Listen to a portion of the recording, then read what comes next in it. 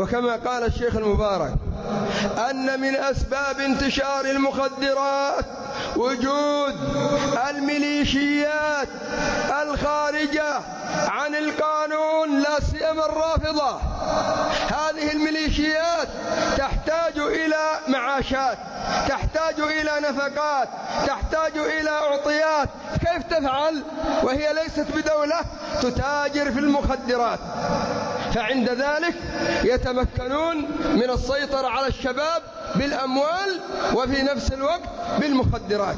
وكم شكى علينا من قيادات وعساكر يقولون الحوثي إذا هجم على المعسكر ما يخاف من الدبابة، ما يخاف من البازوكة، ما يخاف من الرصاص. هو مخدر، هو مخدر، ما يخرج إلى المعركة إلا قد ناولوه الحبوب المخدرة، الحبوب المهلوسة، ولذلك ما يدري ما يقع، ما يدري ما الحال.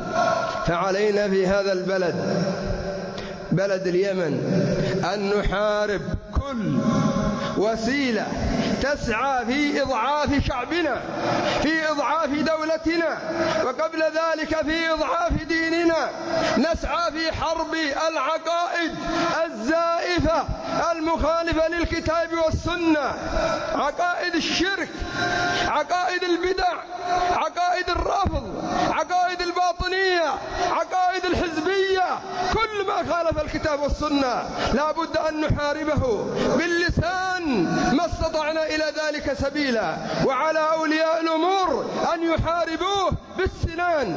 نحن لسنا داعش، لسنا القاعدة، لسنا جماعة الهجرة والتكفير حتى نغير بأيدينا فيما ليس من شأننا، لكن يتعين على أولياء الأمور أن يأخذوا بنصائحنا، بتوجيهاتنا، بعلمنا. شيخنا مقبل رحمه الله ألف كتابا إرشاد ذوي الفطن إلى إخراج ولاة الروافض من اليمن. لو أخذ به علي عبد الله صالح وأخرج مجد الدين المؤيدي وبدر الدين الحوثي وحسين الحوثي وجدبان وفلان وفلان، ما وصلت اليمن إلى هذا الحال. كنا نحتاج إلى إخراج 40 شخصا من اليمن، 40 شخصا لو خرجوا من اليمن امتثالا لنصيحة شيخنا مقبل رحمه الله ما قتل العساكر، ما دمرت الدولة، ما انتهكت الأعراض، ما أخذت الأموال، ما قطعت السبل. ولكن بعض الناس لا يفهم الخطاب ويظن أن أهل السنة أصحاب افتئات. لا، أهل السنة أصحاب نصح، أصحاب توجيه. اجتمع 17 رجلا في ضحيان وأسسوا ما يسمى بالشباب المؤمن. في يومها صاح شيخنا مقبل وأنا أسمع وأرى وغيري كذلك، قال هذا ليس الشباب المؤمن، هذا الشباب المجرم. لو أن محافظ صعد في ليلته ذهب إلى أخذ هؤلاء 17 وأودعهم السجن وأقام عليهم ما يجب، هل كان سيقع خروج؟ هل سيقع انقلاب؟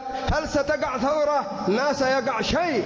ولكنهم لم يسمعوا ولم يفعلوا ما أمر به أهل العلم، فلذلك تسلط هؤلاء المجرمون. نعم عباد الله، فنحن نحذر من كل ما يؤدي إلى ضرر البلد من حسيات كالمخدرات، كالقات، كالخمر، كالقتل والقتال والزنا والفجور واللواط وغير ذلك من الأمور، كما نحذر من البدع والخرافات والشركيات وما تؤدي إليه من الأضرار.